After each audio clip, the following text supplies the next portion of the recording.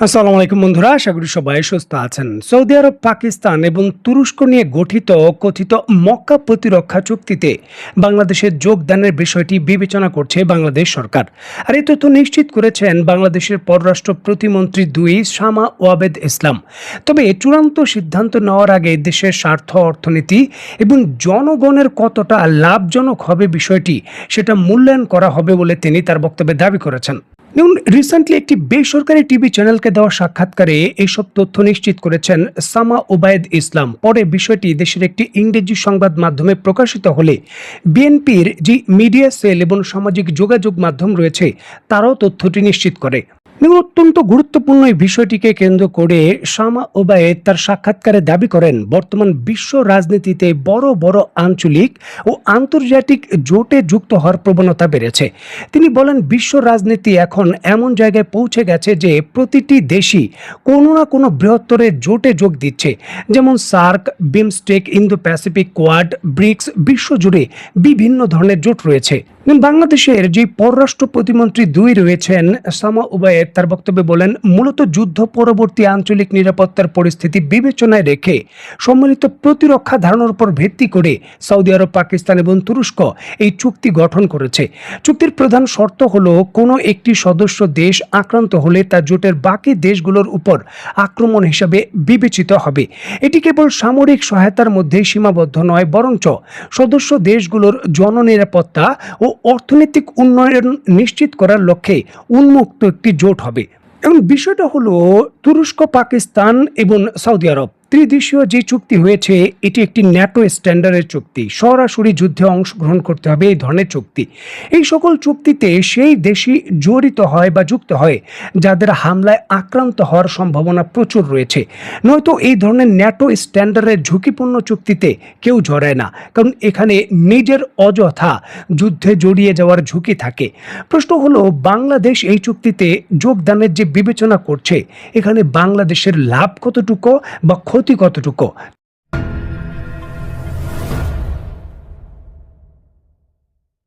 দেখুন, মক্কা চুক্তি গঠন করা হয়েছে সৌদি আরবের সরাসরি যে আঞ্চলিক আধিপত্য রয়েছে তাকে রক্ষা করার জন্য, বিশেষ করে ইরান এবং তার জোট ভিত্তিক যে সকল মিলিশিয়া বাহিনী রয়েছে তার বিরুদ্ধে লড়াই করার জন্য, এবং তারা সরাসরি যুদ্ধের ফ্রন্টে দাঁড়িয়ে।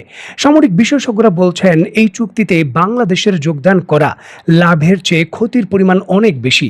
পাকিস্তান এই চুক্তিতে যোগ দিয়েছে কারণ পাকিস্তান সৌদি আরব থেকে বিপুল পরিমাণের ঋণ নিয়েছে, সেই ঋণ পরিশোধ করতে পারছে না, উল্টো নতুন করে আরো ঋণ দরকার। তুরস্ক এই জোটে অংশগ্রহণ করেছে সৌদি আরবের কাছে বিপুল পরিমাণের অস্ত্র বিক্রি করার জন্য। তারা অলরেডি প্রায় 10 থেকে 12 বিলিয়ন ডলারের সৌদি আরবের সঙ্গে অস্ত্র বিক্রির চুক্তি করেছে, যেখানে আকিঞ্জি ড্রোন থেকে বিভিন্ন ধরনের সামরিক কর্মকাণ্ড জড়িত। এখানে উল্লেখ্য যে এই জোটের অন্যতম বড় যে অংশীদার রয়েছে তুরস্ক, এখন পর্যন্ত সৌদি আরবকে কেন্দ্র করে কোনো সামরিক পদক্ষেপ নেয়নি, যেখানে পাকিস্তান অলরেডি সৌদি আরবের ভেতর সৈন্য এবং যুদ্ধ বিমান প্রেরণ করেছে। সামরিক বিশেষজ্ঞরা বলেন, নতুন কোনো জোটে যুক্ত হলে বিভিন্ন ধরনের সমরাস্ত্র পাওয়ার বিষয়গুলো সহজ হয়, রাজনৈতিক চুক্তির বিষয়গুলো অনেক সহজ হয়। এই চুক্তিতে যোগদানের বিষয়গুলো তুরস্ক থেকে অস্ত্র ক্রয়ের বিষয়টা হয়তো সহজ করবে।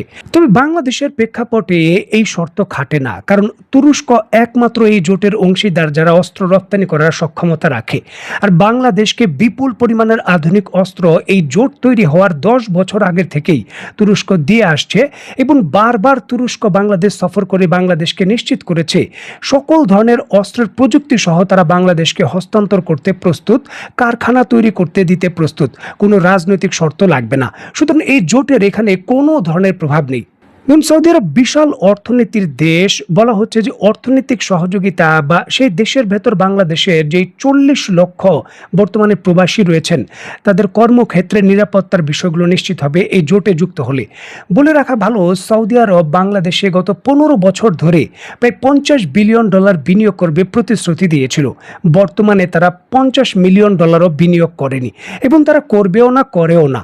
এছাড়াও যে 40 লক্ষ প্রবাসী সৌদি আরবে বর্তমানে কাজ করছে, যাদের বিষয়গুলো নিয়ে চাপ প্রয়োগ করা হচ্ছে বাংলাদেশকে, ঠিক একই পরিমাণ নয়তো কাছাকাছি ভারতের জনগণও কিন্তু এই সৌদি আরবের ভেতর কাজ করছে। ভারত এই জোটে অংশগ্রহণ করেনি, তারপরও ভারতীয় ওই সকল প্রবাসীদের বিরুদ্ধে কোনো টু শব্দ উচ্চারণও করতে পারছে না এই সৌদি আরব, যেখানে বাংলাদেশকে এই প্রবাসীদের বিষয়টিকে কেন্দ্র করে বারবার বিভিন্ন সিদ্ধান্ত বাস্তবায়নের নজির রয়েছে। এর পূর্বেও রোহিঙ্গাদের যে পাসপোর্ট রয়েছে, মানে সৌদি আরবের যে রোহিঙ্গা রয়েছে প্রায় কয়েক লক্ষ, তাদের পাসপোর্ট কিন্তু বাংলাদেশ থেকে আদায় করে নিয়েছে সৌদি আরব। ভূরাজনৈতিক বিশ্লেষকরা বলছেন সৌদি আরবে বাংলাদেশের যারা কর্মরত রয়েছেন তারা যে ধরনের কাজ করেন তার বিকল্প কাজের উৎস হিসাবে অন্য দেশ থেকে এই বেতনে নাগরিক আনা সৌদি আরবের পক্ষে প্রায় অসম্ভব, কারণ এত কম বেতনে এই ধরনের কাজ বাংলাদেশ এবং এই উপমহাদেশের মানুষ ছাড়া অন্য কেউ করবে না।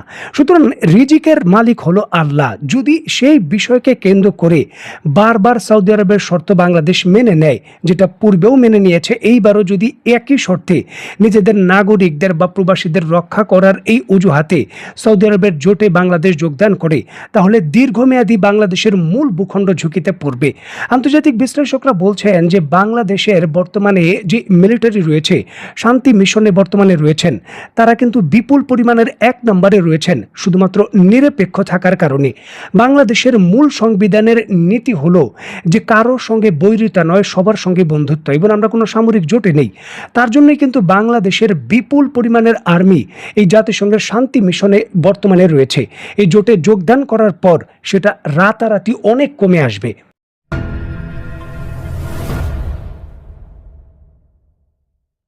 দেখুন, এই জোটের অন্যতম বড় ধারা হলো এক দেশের ভেতর হামলা মানে আরেক দেশের ভেতর হামলা। এর মানে হলো সরাসরি ভারত পাকিস্তানের যুদ্ধে বাংলাদেশ জড়িয়ে যাবে।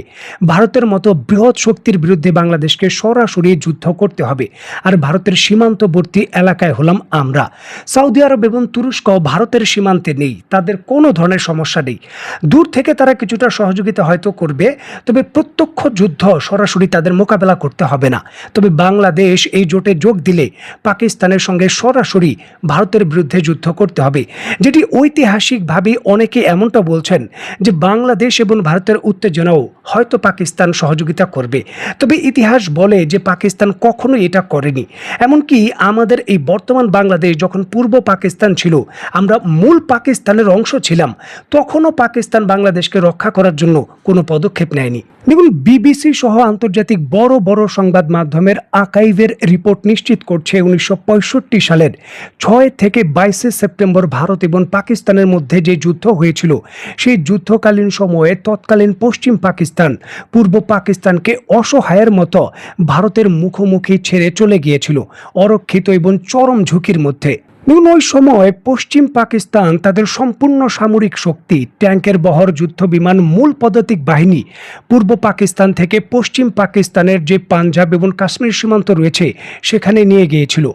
যদিও বর্তমান বাংলাদেশ পূর্ব পাকিস্তানের মূল অংশ ছিল, তারপরও যুদ্ধের একেবারে সামনাসামনি, ভারতের সামনাসামনি বাংলাদেশকে অসহায়ের মতো খালি ছেড়ে দিয়েছিল পাকিস্তান।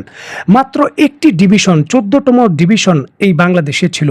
হাতে গোনা কয়েকটি পুরনো M24 যে ক্যাফি এবং হালকা ট্যাঙ্ক ছিল সেগুলো ছিল।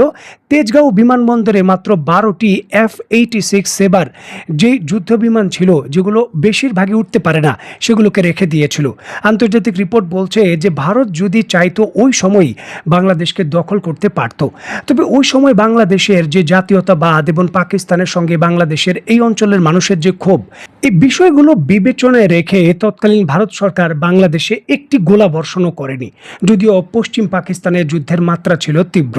দেখুন, যে পাকিস্তান নিজের ভূখণ্ড থাকা সত্ত্বেও বাংলাদেশকে রক্ষা করার কোনো পদক্ষেপ নেয়নি, আজকে জোটবদ্ধ হয়ে তারা বাংলাদেশকে রক্ষা করার জন্য কোনো পদক্ষেপ নেবে, এটা চিন্তা করাও একটা বড় বোকামো। এবং তাদের জন্য আমাদের ভূখণ্ড ঝুঁকিতে ফেলে যুদ্ধে আমরা যুক্ত হতে যাব, এটি আরও বড় বোকামো। সুতরাং এই ধরনের চুক্তিতে বাংলাদেশের কোনো লাভ হবে না। যদি বাংলাদেশ চীনের মতো বড় শক্তির সাথে সরাসরি কোনো চুক্তিতে যেতে পারে, সেটি বাংলাদেশের জন্য লাভজনক। কারণ ভারত বলেন বা আঞ্চলিক যে কোনো ধরনের হুমকি, চীনই একমাত্র শক্তি যাদের প্রভাব এবং যাদের সহযোগিতা বাংলাদেশের নিরাপত্তার গ্যারান্টার হতে পারে। সুতরাং চুক্তি চুক্তি এই জোটে নয়, চুক্তি যদি করতেই হয় তাহলে চীনের সঙ্গে করলেই বাংলাদেশের দীর্ঘকালীন নিরাপত্তা নিশ্চিত করা যাবে। তো বন্ধু, অত্যন্ত গুরুত্বপূর্ণ এই বিষয়টিকে কেন্দ্র করে আপনি ব্যক্তিগতভাবে কি মনে করছেন তা অবশ্যই কমেন্ট বক্সে লিখবেন। তো বন্ধুরা, আজকের মতো বিদায়, নতুন কোনো ভিডিও নিয়ে আবার দেখা হবে। সে পর্যন্ত সবাই ভালো থাকবেন, সুস্থ থাকবেন এবং বাংলাদেশকে ভালোবাসবেন। আল্লাহ হাফেজ।